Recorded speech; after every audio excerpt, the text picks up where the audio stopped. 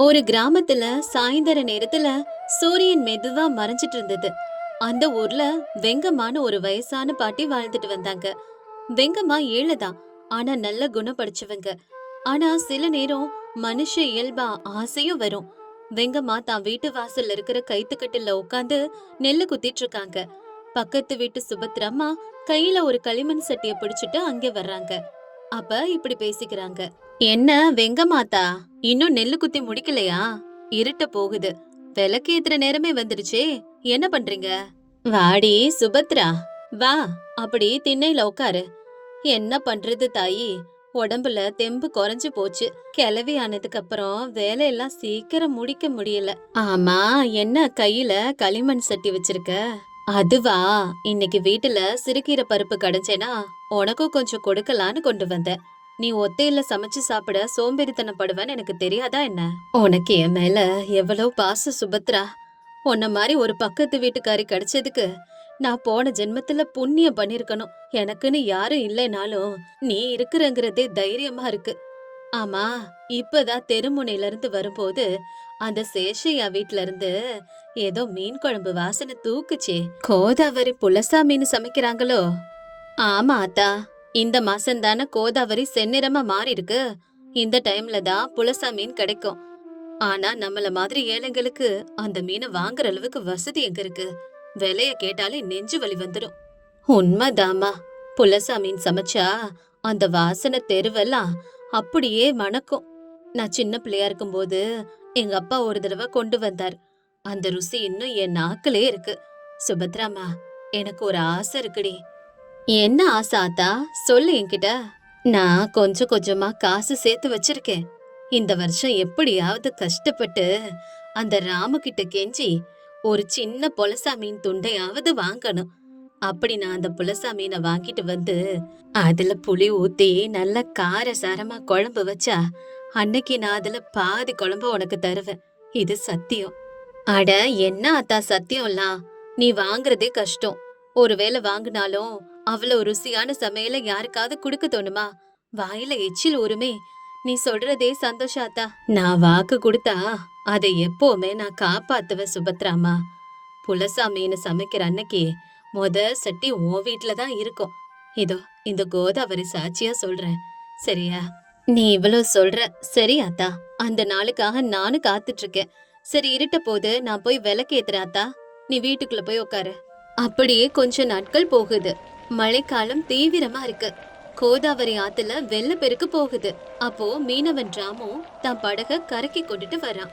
அவனுக்காக வெங்கம்மா பாட்டி காத்துட்டு இருக்காங்க. ஏ ராமு, ராமு, இங்க பாருடா தம்பி. என்னம்மா வெங்கம்மா, இந்த மழை நேரத்துல வீட்டுல இருக்காம கோடைய புடிச்சுக்கிட்டு இங்க வந்திருக்க? இந்த வயசுல சளி புடிச்சுக்க போகுது, எதுக்கு வந்திருக்கீங்க? சளி பிடிச்சா புடிச்சிட்டு போகுதுடா ராமு. என் மனசுல இருக்கிற ஆசைதான் உன்னை தேடி இங்க இழுத்துட்டு வந்துச்சு. இன்னைக்கு நான் கேட்டது உன் வலையில விழுந்துச்சா ராமு? வெங்கம்மாத்தா, உன் அதிர்ஷ்டம். இன்னைக்கு அதிகாலையில ஆத்து நடுவுல போனப்ப வலையில இதோ இந்த புலசா மீன் விழுந்துச்சு. பாரு, வெள்ளி துண்டு மாதிரி எப்படி அழகா இருக்குன்னு. ஊரே இதத்தான் தேடிட்டு இருக்கு. இந்த மீனுக்காக பண்ணையார் 5 வெள்ளி ரூபாய் தரேன்னு சொன்னாரு. வேண்டாண்டா ராமு, அந்த பண்ணையாருக்கு கொடுக்காத. என் உயிர் போறதுக்குள்ள ஒரே ஒரு தடவையாவது இத சமைச்சு சாப்பிடணும்னு ஆசையா இருக்கு.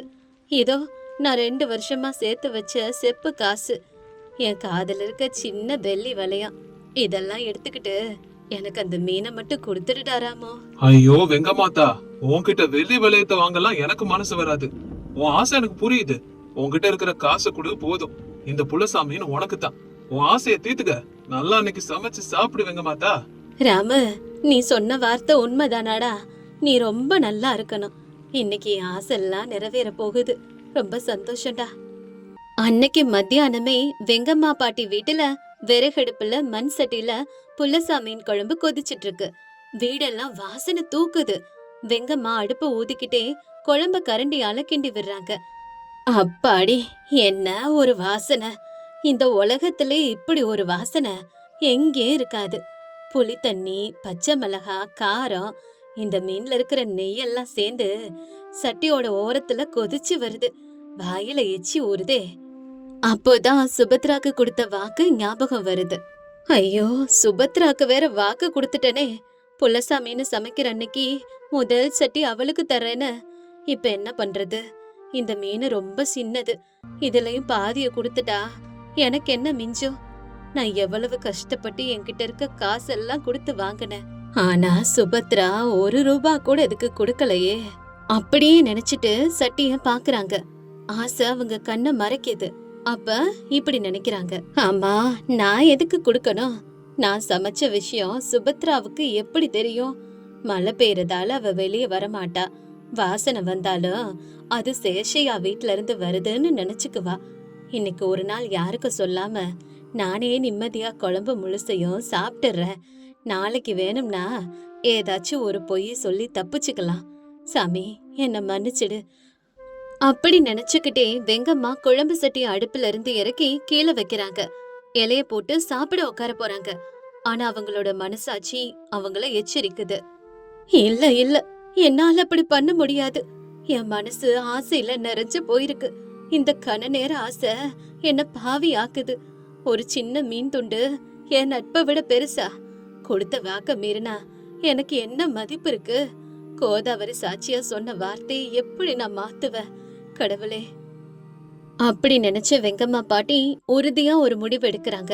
அவங்க கண்ணுல குற்ற உணர்ச்சியும் தெளிவும் தெரியுது. உடனே ஒரு சின்ன மண் சட்டியை எடுக்கிறாங்க. அதுல குழம்புல இருக்கிற நல்ல மீன் துண்டுகளையும் குழம்பையும் பாதிக்கு மேல ஊத்துறாங்க. அதை எடுத்துக்கிட்டு மழை பெய்யுற அந்த சாயந்தர நேரத்துல சுபத்ரா வீட்டுக்கு போறாங்க. யாரது? வெங்கமாத்தாவா? என்னத்தா இந்த மலையில நனைஞ்சிட்டு வந்திருக்கீங்க? கையில என்ன இது? சுபத்ரா, இதோ நான் கொடுத்த வாக்க காப்பாத்திட்டேன். இன்னைக்கு கோதாவரி தாய் என் மேல கருணை காட்டுனா. ராமு எனக்கு புலசா மீன் கொடுத்தான். அத சமைச்ச உடனே நம்ம பேசுனது ஞாபகம் வந்துச்சு. இதோ உனக்காக சூடான புலசா மீன் குழம்பு. ஆத்தா, நீ உண்மையிலே புலசா மீன் வாங்கிட்டியா? அதுவும் அவ்வளவு கஷ்டப்பட்டு வாங்கிட்டு வந்து எனக்காக பாதி பங்கு ஒதுக்கி வச்சுட்டு வந்தியா? நான் நீ அன்னைக்கு சும்மா விளையாட்டுக்கு சொன்னேன்னு நினைச்சேன். உண்மை சொல்லணும்னா சுபத்ராமா, என் மனசுல கொஞ்ச நேரம் கெட்ட எண்ணம் வந்துடுச்சு. யாருக்கும் கொடுக்காம நானே சாப்பிடணும்னு ஆசை வந்துச்சு. ஆனா உன் மேல இருக்கிற அன்பும் நான் கொடுத்த வாக்கும் ஞாபகம் வந்ததும் அந்த பாலா போன ஆசையெல்லாம் பறந்து போயிடுச்சு. உன்னை ஏமாத்திட்டு நான் அந்த குழம்ப சாப்பிட்டாலும் அது என் தொண்டையில இறங்காது தாயி. என்னாத்தா பெரிய வார்த்தையெல்லாம் பேசுற? மனுஷங்கள பிறந்த பிறகும் ஆசை வருது இயல்புதான். ஆனா அந்த ஆசையை ஜெயிச்சு கொடுத்த வாக்குக்காக நீ எடுத்த இந்த முடிவை பார்த்ததும் எனக்கு உன் மேல மரியாதை 1000 மடங்கு அதிகமாயிடுச்சு. நீ வெறும் குழம்பு மட்டும் கொடுக்கலாத்தா, உன் நம்பிக்கையும் நேர்மையும் என் கையில கொடுத்துருக்க. ரொம்ப சந்தோஷம் ஆத்தா. வாக்க காப்பாத்துற திருப்தி இந்த உலகத்துல வேற எதுலயுமே இல்ல. சரி, சாப்பிட்டு பார்த்துட்டு எப்படி இருக்குன்னு சொல்லு. இது வெறும் புலசா மீன் ருசி மட்டும் இல்ல ஆத்தா, இதுல உன் அன்பும் நம்பிக்கையும் இருக்கு. என் வாழ்க்கையில இப்படி ஒரு ருசியான குழம்ப நான் சாப்பிட்டதே இல்ல. நான் உனக்கு எப்பவுமே கடமைப்பட்டிருக்கேன். அப்படியே நாட்கள் போகுது. 10 வருஷத்துக்கு அப்புறம் வானிலை முன்ன விட ரொம்ப அமைதியா இருக்கு. வெங்கம்மாவுக்கு வயசாயிட்டதுனால நடக்க முடியாத நிலைமைக்கு வந்துட்டாங்க. பாட்டி தன்னோட வீட்டுல இருக்க கைத்து கட்டில படுத்துக்கிட்டு நடுங்கினபடி இருக்காங்க. அவங்க கிட்ட சொந்தக்காரங்க யாருமே இல்ல. ஆனா சுபத்ரா அவங்க பக்கத்துல உட்காந்து ஈர துணியால வெங்கம்மாவோட நெத்திய தொடச்சு கஞ்சி ஊட்டிக்கிட்டு இருக்காங்க. அப்ப வெங்கம்மா, சுபத்ராமா, நான் போய் சேர வேண்டிய காலம் வந்துருச்சு போல தாயி. இந்த வயசுல எனக்குன்னு யாரும் இல்லைனாலும் நீ உன் சொந்த அம்மா மாதிரி என்ன பாத்துக்கிற. என் மலை மூத்திரத்தை கூட சுத்தம் பண்ணி எனக்கு சேவை பண்ணுற. இந்த கடனை இந்த பாவி எப்படி மாத்திக்க போற? அதா, அப்படிலாம் பேசாத. 10 வருஷத்துக்கு முன்னாடி மழை பெய்யுற அன்னைக்கு நீ கொண்டு வந்த அந்த புலசா மீன் குழம்பு எனக்கு இன்னும் ஞாபகம் இருக்கு. வெறும் ஒருவேளை ருசிக்காக இல்லாம நீ கொடுத்த வாக்குக்காக உன் ஆசையை அடக்கிக்கிட்டு என்கிட்ட கொண்டு வந்த பாரு. அன்னைக்கு நீ என் மனசுல தங்கிட்ட. கொடுத்த வாக்க காப்பாத்துற குணம் இருக்கிற ஒன்ன தனிமையில விட்டுட்டு போக எப்படி மனசு ஒத்துக்கும்? நான் பண்ண அந்த சின்ன விஷயத்துக்காக நீ எனக்கு ஆயுசு முழுசு துணையா நின்னியா தாயே? அதா, அது சின்ன விஷயம் இல்ல. உலகத்துல எல்லாரும் பணத்துக்கும் சொத்துக்கும் ஆசைப்பட்டுதான் பந்தம் வச்சுக்கிறாங்க. ஆனா கொடுத்த வாக்கையும் நம்பிக்கையும் காப்பாத்துற பந்தம் தான் எல்லாத்தையும் விட பெருசு. நீ அன்னைக்கே எனக்கு நம்பிக்கைய கொடுத்த. இன்னைக்கு நான் உனக்கு துணைய கொடுக்கறேன். கவலைப்படாத ஆத்தா, என் மனசு லேசாயிடுச்சு சுபத்ரம்மா. கொடுத்த வாக்க காப்பாத்துனதுனால எனக்கு இந்த உலகத்திலே விலை மதிப்பில்லாத உன் நட்பு கிடைச்சிருக்கு. இதை விட எனக்கு வேற எதுவும் வேண்டாம். பேராசைய ஜெயிக்கிற மனுஷனால தான் நேர்மையா வாழ முடியும். நேர்மை தான் வாழ்க்கையில எல்லாத்தையும் விட உயர்ந்தது.